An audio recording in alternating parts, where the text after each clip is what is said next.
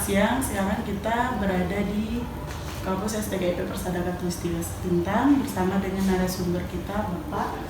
Nah, di sini kita akan meliput seputar CU. Nah, jadi kita akan sebelum kita berbicara lebih banyak lagi, sebelumnya Bapak izin perkenalan. Bapak. Saya di kampus sebagai Kepala Sekretariat Perkumpulan Badan Pendidikan Karya Bangsa dan Yayasan Nusantara Indah. Selain mengemban tugas utama saya di kampus, saya juga adalah pengurus KSP. Ya, sekarang sudah ada sebutan KSP, Koperasi Simpan Pinjam.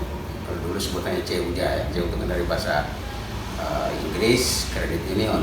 Sekarang ada KSP, BIMA itu Bina Masyarakat, dan mendapat posisi di situ sebagai wakil ketua pengurus. Baik, itu dia perkenalan singkat dari Bapak. Nah, sekarang kita lanjut ke beberapa pertanyaan.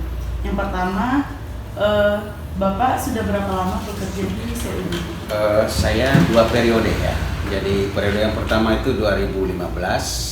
Kita satu periode 4 tahun, 2014 sampai 2019. Setelah itu berhenti sebentar. Periode yang kedua 2020 sampai 2024. Sekarang masih aktif. Tahun depan sudah bergantian kemudian terus. Oke, baik. Selanjutnya, sebelumnya nih, apa yang Bapak pahami di CU? Yang saya pahami adalah CU itu sebuah lembaga keuangan ya. Iya. Selain bank, di mana CU itu melayani masyarakat ketika masyarakat mengalami kesulitan untuk menyimpan uang di bank karena memang beberapa kesulitan jangkauannya, atau mereka yang misalnya tidak terjangkau kota. CU inilah sebagai alternatif mereka bisa menggunakan untuk menyimpan uang, menabung, dan lain sebagainya untuk kepentingan keluarga. Oke. Yang selanjutnya, bagaimana perasaan Bapak ketika menjadi pengurus di CU? Saya bangga karena kalau dulu menjadi pengurus tinggal saja ditunjuk. Iya. Tapi sekarang menjadi pengurus itu lewat rapat anggota tahunan. Dan itu bukan sekedar ditunjuk, tapi semua anggota kami sekarang sudah sekitar hampir 50.000. Tetapi pada saat RAT kan perwakilan. Nah, anggota perwakilan itulah yang memilih. Dan ini menjadi kebanggaan saya bahwa dari sekian banyak yang mencalonkan diri, dari STGIP banyak yang calon, Ibu Sariati, Pak siapa ini yang sudah berangkat S3, Pak Ege dan sebagainya. Tapi suatu kebanggaan bahwa bisa dipilih untuk melayani Bapak yang terpilih. Ya.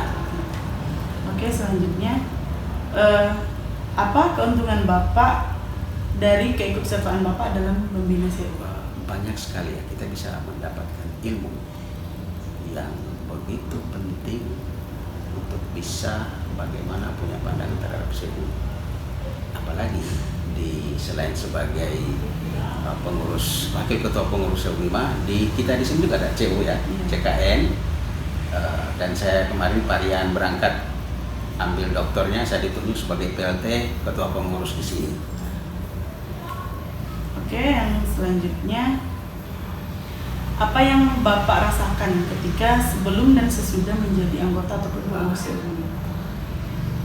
Sebelumnya saya tidak punya pengetahuan soal CU karena basic saya kan bahasa Inggris ya. Kita tidak pernah belajar soal CU. Tapi setelah menjadi pengurus di CU BIMA, pengetahuan kita tentang perkoperasian khususnya untuk KSP, simpan pinjam, itu wawasan kita menambah sehingga ya ilmu yang kita dapatkan di sana bisa kita terapkan di kampus kita.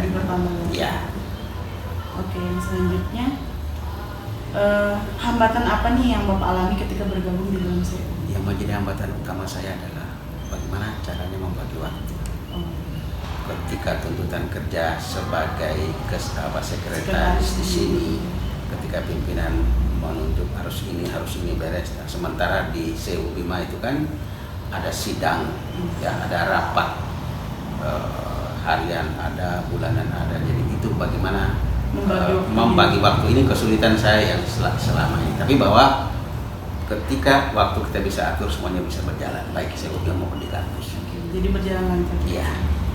Oke, yang selanjutnya, apa motivasi Bapak memilih Seubima sebagai lembaga keuangan yang menolong Bapak dalam mengelola keuangan?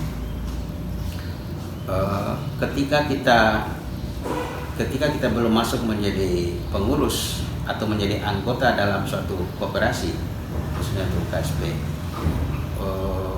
keuangan kita kan kita mengelola, ya, keuangan pribadi, keuangan keluarga kita mengelola, tapi tidak berdasarkan porsi, ya. Jadi sepertinya abal-abal jangan mengatur keuangan kita. Tapi kalau setelah kita punya pengetahuan menambah di sana, kita secara otomatis keuangan pribadi kita bisa kelola dengan baik.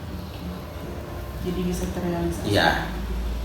Oke, yang selanjutnya kita kan sudah membahas tentang beberapa tadi Pak. Yang selanjutnya tuh harapan Bapak tentang Seubima ke depannya itu bagaimana? Ya, saya kira hampir semua orang, baik semua pengurus mengharapkan supaya Seubima ke depan itu tetap eksis, ya.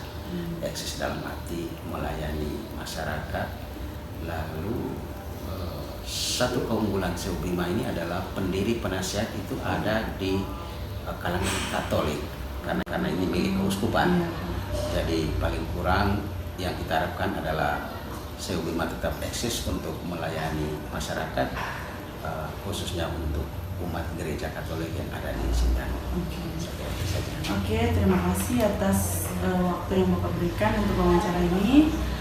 Itu dia tadi beberapa tentang Seubima yang sudah dipaparkan oleh Bapak Rafael sendiri.